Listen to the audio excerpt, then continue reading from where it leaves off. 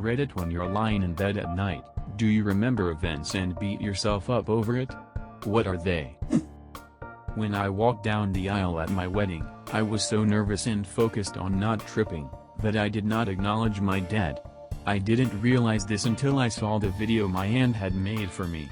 You can see my dad lean in to give me a kiss on the cheek, but I just keep walking. He kind of shrugs and then goes to sit down. It's been 18 years and this still flashes through my head when I'm trying to fall asleep. Also, that time I was trying to get to the school bus and the sidewalk was icy, so I slipped and fell really hard on my butt. The kids on the bus laughed at me, so I chose to sit there with my head down, wishing I could disappear, while the bus drove away and I walked a mile home, yes, in the snow, uphill, both ways. I was in the 4th grade and it was Valentine's Day. I was the new kid in school and this one boy had been picking on me all year. My 10-year-old self was very non-confrontational, so I wrote a paragraph on the back of his nerd's Valentine explaining that I don't like it when he's mean to me, and I don't understand why he has to be. He couldn't read my handwriting and brought it to the teacher, who made me read it aloud to both of them. I think about that day every day of my life. He even ended up finding me online and contacting me to apologize a few years ago, but all I can think of is the cringe. I accidentally mixed up an inside joke with the wrong friend group with disastrous results. Friend group 1.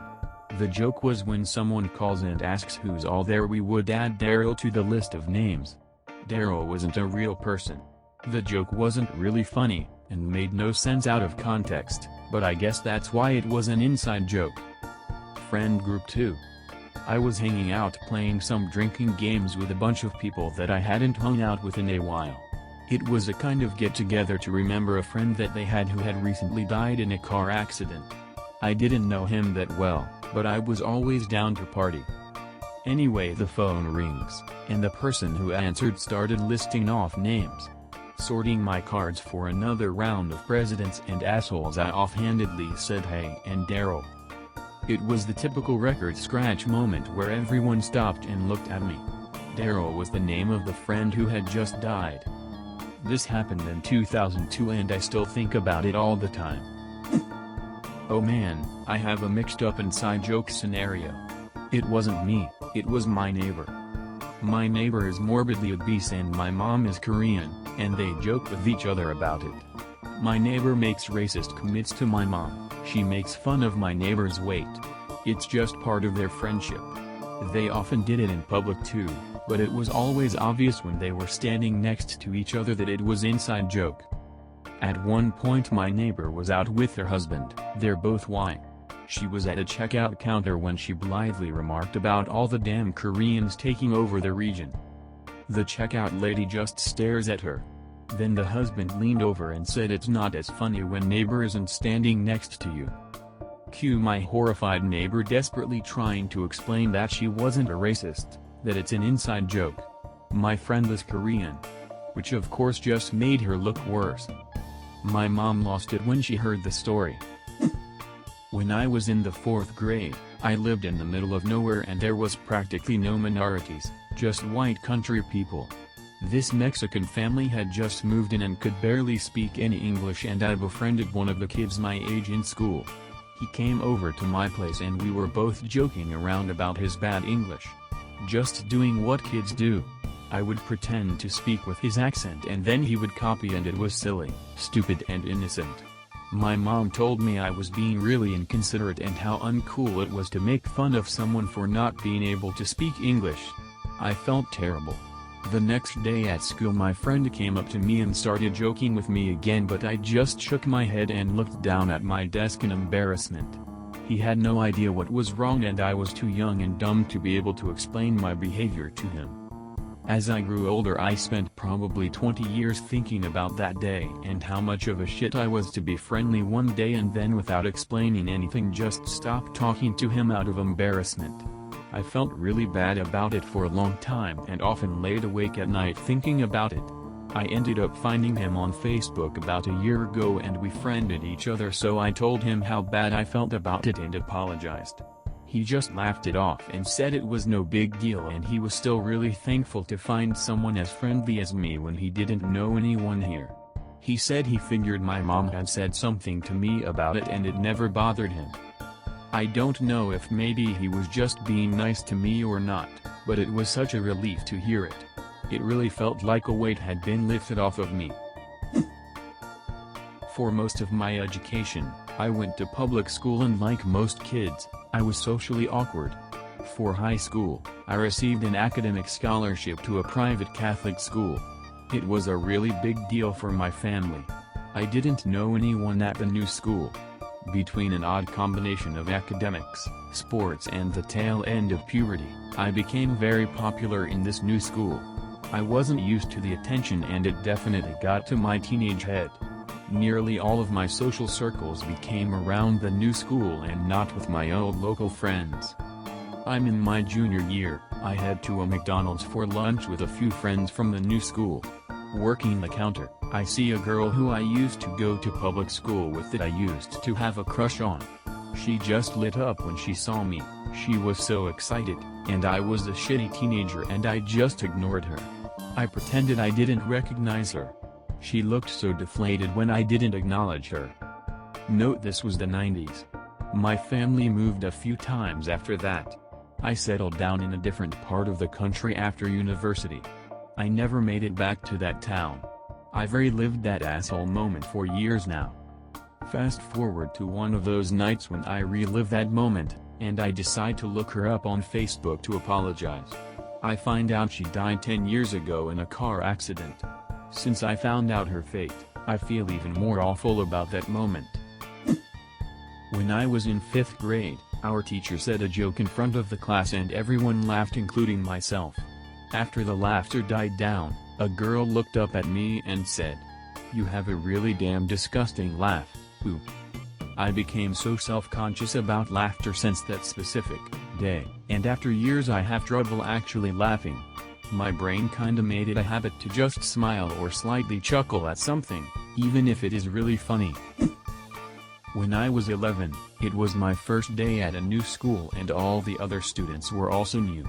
The maths teacher started our first class by asking each of us about our education background, what school we came from, what they taught in our last year's maths class, etc., just trying to get a general idea of what kind of students he was dealing with.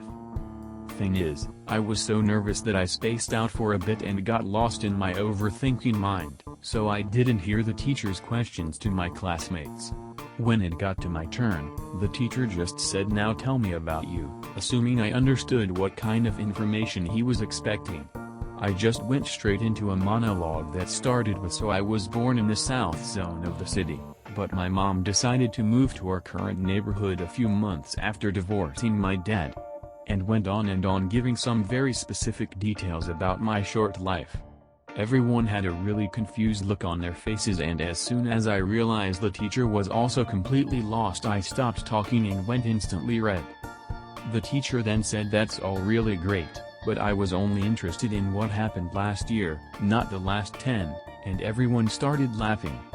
Next day nobody remembered it anymore, but 12 years later it still comes to mind in pretty random moments. This happened back when I was 6th or 7th grade. Me and a couple of friends were browsing the neighborhood our school was in after the school day was over. We happened on a bus stop with a couple of girls seemingly our age. We stopped and tried to chat them up, but their bus came soon after and they had to go. We see their bus stop at a traffic light not 20 meters away, and one of us says, "Let's run to the next stop." Nobody thought to ask then what? And off we were, sprinting madly behind the bus. Surprisingly enough, we somehow made it to the next stop just as the bus was arriving. Then the doors opened, the girls sat there giggling and we did nothing. Literally.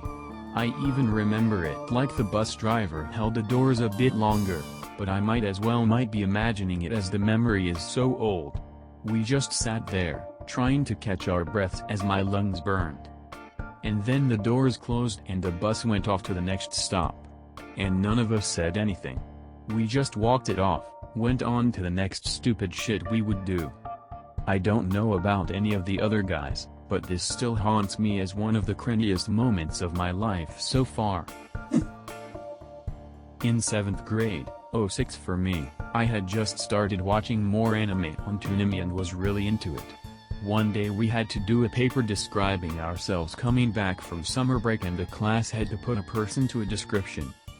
I named my favorite jacket that I wore every day Takeshi for fucking knows why, and the cutest new girl in the class read my description out loud, and in it I described the love for my jacket and how I had named it was it is.